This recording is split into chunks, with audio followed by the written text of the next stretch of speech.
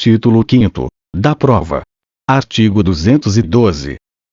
Salvo o negócio a que se impõe forma especial, o fato jurídico pode ser provado mediante: inciso 1º, confissão; inciso 2º, documento; inciso 3º, testemunha; inciso 4º, presunção; 5º, perícia. Artigo 213. Não tem eficácia a confissão se provém de quem não é capaz de dispor do direito a que se referem os fatos confessados. Parágrafo único. Se feita a confissão por um representante, somente é eficaz nos limites em que este pode vincular o representado. Artigo 214. A confissão é irrevogável, mas pode ser anulada se decorreu de erro de fato ou de coação. Artigo 215. A escritura pública, lavrada em notas de tabelião, é documento dotado de fé pública, fazendo prova plena. Parágrafo 1º. Salvo quando exigidos por lei outros requisitos, a escritura pública deve conter: inciso 1º, data e local de sua realização; inciso 2º, reconhecimento da identidade e capacidade das partes e de quantos hajam comparecido ao ato, por si, como representantes, intervenientes ou testemunhas; inciso 3º, nome, nacionalidade, estado civil, profissão, domicílio e residência das partes e demais comparecentes, com a indicação, quando necessário, do regime de bens do casamento, nome do outro cônjuge e filiação; inciso 4º, manifestação clara da vontade das partes e dos intervenientes; 5º, referência ao cumprimento das exigências legais e fiscais inerentes à legitimidade do ato; 6º, declaração de ter sido lida na presença das partes e demais comparecentes, ou de que todos alegam; 7º, assinatura das partes e dos demais comparecentes, bem como a do tabelião ou seu substituto legal, encerrando o ato. Parágrafo 2º. Se algum comparecente não puder ou não souber escrever, outra pessoa capaz assinará por ele, a seu rogo. Parágrafo 3º. A escritura será redigida na língua nacional. Parágrafo 4º. Se qualquer dos comparecentes não souber a língua nacional e o tabelião não entender o idioma em que se expressa, deverá comparecer tradutor público para servir de intérprete, ou, não havendo na localidade, outra pessoa capaz que, a juízo do tabelião, tenha idoneidade e conhecimento bastantes. Parágrafo 5º. Se algum dos comparecentes não for conhecido do tabelião, nem puder identificar-se por documento, deverão participar do ato pelo menos 2 testemunhas que o conheçam e atestem sua identidade. Artigo 216. Farão a mesma prova que os originais as certidões textuais de qualquer peça judicial, do protocolo das audiências, ou de outro qualquer livro a cargo do escrivão, sendo extraídas por ele, ou sob a sua vigilância, e por ele subscritas, assim como os traslados de autos, quando por outro escrivão concertados. Artigo 217. Terão a mesma força probante os traslados e as certidões, extraídos por tabelião ou oficial de registro, de instrumentos ou documentos lançados em suas notas. Artigo 218.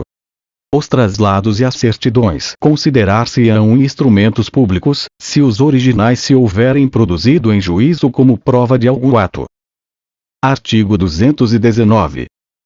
As declarações constantes de documentos assinados presumem-se verdadeiras em relação aos signatários. Parágrafo único. Não tendo relação direta, porém, com as disposições principais ou com a legitimidade das partes, as declarações enunciativas não eximem os interessados em sua veracidade do ônus de prová-las. Artigo 220. A anuência ou a autorização de outrem, necessária à validade de um ato, provar-se-á do mesmo modo que este, e constará, sempre que se possa, do próprio instrumento. Artigo 221.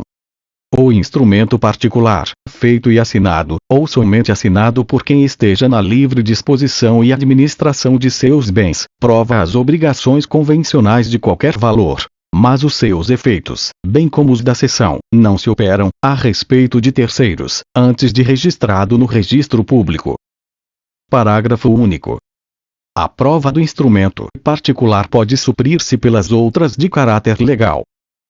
Artigo 222. O telegrama, quando lhe for contestada a autenticidade, faz prova mediante conferência com o original assinado. Artigo 223. A cópia fotográfica de documento, conferida por tabelião de notas, valerá como prova de declaração da vontade, mas, impugnada sua autenticidade, deverá ser exibido o original. Parágrafo único. A prova não supre a ausência do título de crédito, ou do original, nos casos em que a lei ou as circunstâncias condicionarem o exercício do direito à sua exibição. Artigo 224. Os documentos redigidos em língua estrangeira serão traduzidos para o português para ter efeitos legais no país. Artigo 225. As reproduções fotográficas, cinematográficas, os registros fonográficos e, em geral, quaisquer outras reproduções mecânicas ou eletrônicas de fatos ou de coisas fazem prova plena destes, se a parte, contra quem forem exibidos, não lhes impugnar a exatidão. Artigo 226. Os livros e fichas dos empresários e sociedades provam contra as pessoas a que pertencem, e, em seu favor, quando, escriturados sem vício extrínseco ou intrínseco, forem confirmados por outros subsídios. Parágrafo único. A prova resultante dos livros e fichas não é bastante nos casos em que a lei exige escritura pública, ou escrito particular revestido de requisitos especiais, e pode ser ilidida pela comprovação da falsidade ou inexatidão dos lançamentos. Artigo 227. Revogado. Parágrafo único. Qualquer que seja o valor do negócio jurídico, a prova testemunhal é admissível como subsidiária ou complementar da prova por escrito. Artigo 228. Não podem ser admitidos como testemunhas. Inciso 1º os menores de 16 anos. Inciso 2º, revogado. Inciso 3º, revogado.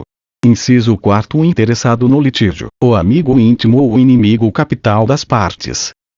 5º, os cônjuges, os ascendentes, os descendentes e os colaterais, até o 3º grau de alguma das partes, por consanguinidade, ou afinidade. Parágrafo 1º para a prova de fatos que só elas conheçam, pode o juiz admitir o depoimento das pessoas a que se refere este artigo. Parágrafo 2º a pessoa com deficiência poderá testemunhar em igualdade de condições com as demais pessoas, sendo-lhe assegurados todos os recursos de tecnologia assistiva. Artigo 229. Revogado. Artigo 230. Revogado. Artigo 231. Aquele que se nega a submeter-se a exame médico necessário não poderá aproveitar-se de sua recusa. Artigo 232. A recusa à perícia médica ordenada pelo juiz poderá suprir a prova que se pretendia obter com o exame.